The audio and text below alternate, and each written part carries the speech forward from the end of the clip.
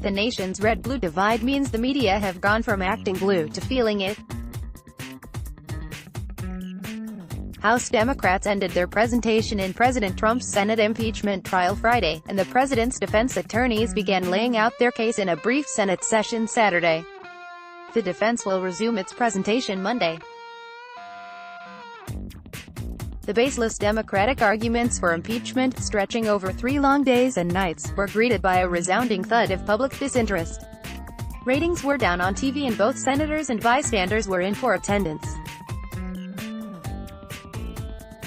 Lara Logan, mainstream media is not acknowledging Schiff's credibility. ISSUES The collapse of the whole impeachment effort looks more disastrous than the 8th season of Game of Thrones. More from opinion. The anti-Trump media can't understand why America won't celebrate the epic oratory of House Intelligence Committee Chairman Adam Schiff, D. Califf. Media ET said Schiff's call on the Senate to convict Trump and remove him from office was a powerful speech. The Daily Beast declared Schiff speaks the truth, and far-left Mother Jones referred to the monologue as stirring. Only Schiff made an embarrassing gaffe as he was closing, further depressing the anti-Trump press.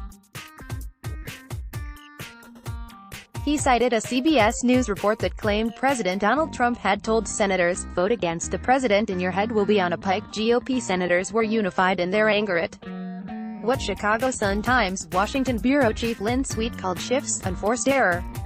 The New York Times reported Schiff's comment resulted in enraging the right. CNN senior congressional correspondent Mani Raju tweeted that Sen. John Barrasso, RYO, said Schiff offended every Republican senator, and that no Republican had been told that. It was a fitting end to Part 1 of the bogus impeachment trial. Journalists have celebrated the Democratic Party line so far like they were ready to stand up and cheer their star.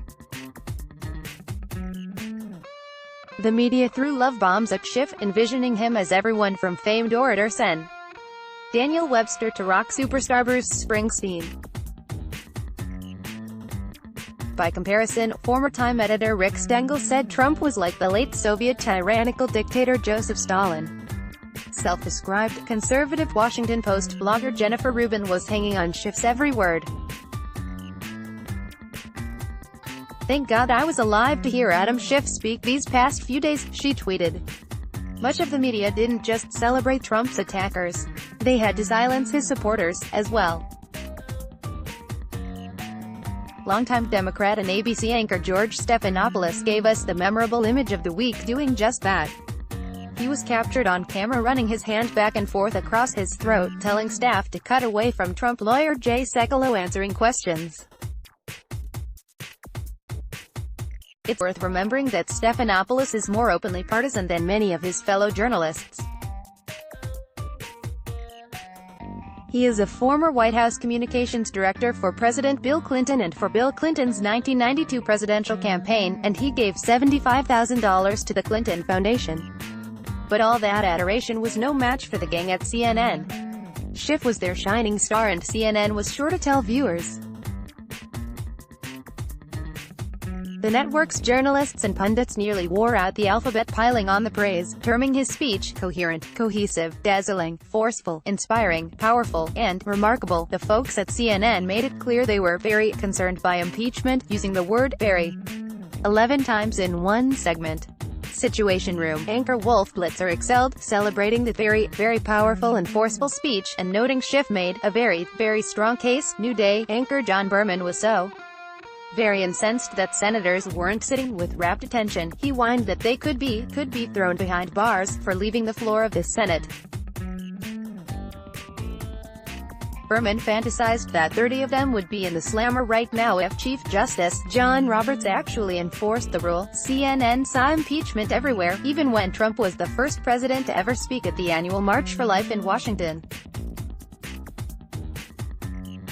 Correspondent Kristen Holmes called the speech part of Trump's damage control efforts.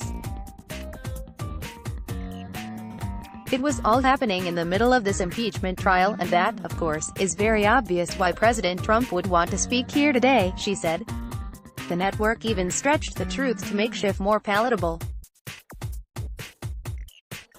chief political analyst Gloria Borger pretended that Schiff had begun his career as a moderate Democrat. His lifetime score by the American Conservative Union is a 5, on a scale of 1 to 100. Click here to sign up for our opinion newsletter. President Clinton's press secretary turned CNN analyst Joe Lockhart tried to win a creative writing award for fiction.